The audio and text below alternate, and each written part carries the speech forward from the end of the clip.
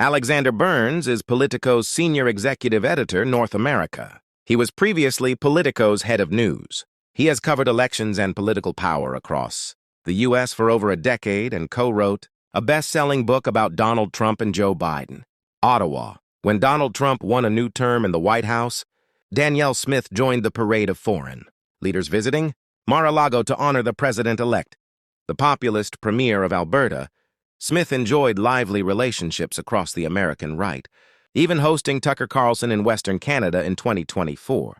Yet when I asked Smith last fall, at a policy summit in Toronto, how she'd feel about Trump potentially intervening in Alberta's fragile politics, her MAGA stripes vanished. "I don't want any foreign influence in our politics here," Smith told me. "Admiring Trump from afar is one thing, but sovereignty is sovereignty and borders are borders. Trump used to understand that.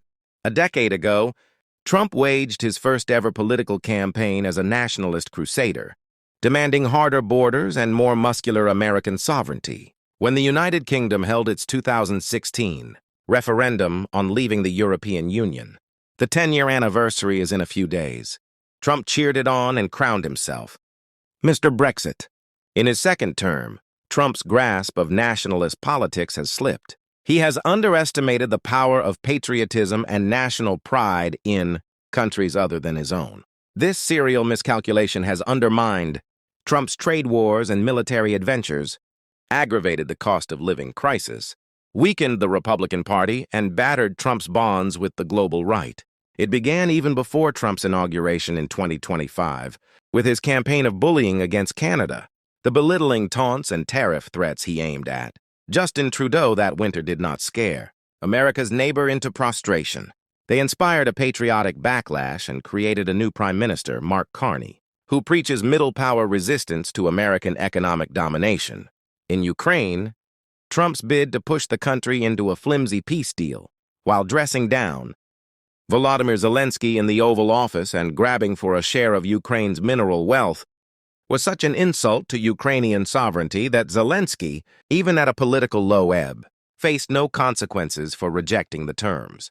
Attempts to meddle with judicial decisions in Brazil, commandeer British and Spanish airfields and dictate military strategy to Israel have gone no better. Dispatching Vice President J.D. Vance to campaign in Hungary's election did not save Viktor Orban from a landslide defeat.